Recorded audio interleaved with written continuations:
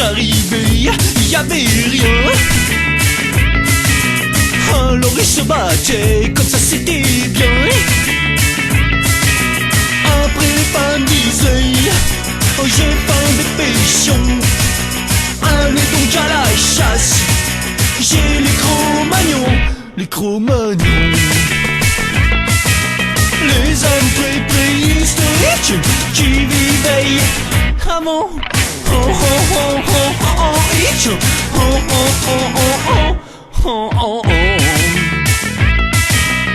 Après ils ont trouvé des crayons de couleur.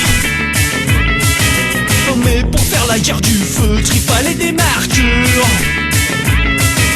Ils dessinaient des bites, et merde à celui qui lira. Mais comme ils savaient pas lire, alors ils lisaient pas, ils lisaient pas.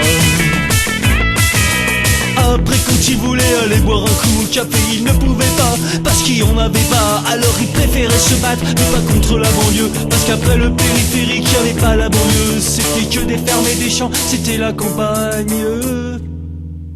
Y'avait que du moisi. Les hommes préhistoriques qui vivaient plutôt, ils étaient les Indiens d'Amérique, à repeindre les crottes de Lascaux. Leurs armes étaient très violentes. Ils se battaient contre les chauves-souris volantes, et contre les dinosaures et les fourmis violentes. Il fallait beaucoup qu'ils s'occupent volante, s'occupent volante. Après ils ont appris leurs super pouvoirs spéciaux, et puis ils les ont appliqués contre les tyrannosaures. Et ils leur ont tous bousillé leur gueule, qu'après y'en avait plus. Alors ils étaient contents, mais ils s'embêtaient. Alors ils ont appris leurs super pouvoirs spéciaux aux Chinois, pour qu'ils puissent faire des films de karaté. Sinon comment ça se fait que les Chinois ils savent faire des films de karaté si personne leur avait dit avant. Les hommes préhistoriques vivaient dans l'anarchie. Les hommes paléolithiques, c'est tous des pourris.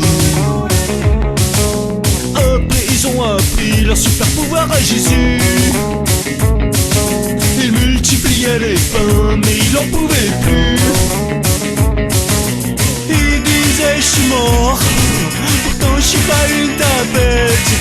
Ah bon bah alors Jésus, bah si t'es naze arrête, si t'es naze arrête. Les hommes préhistoriques qui vivaient avant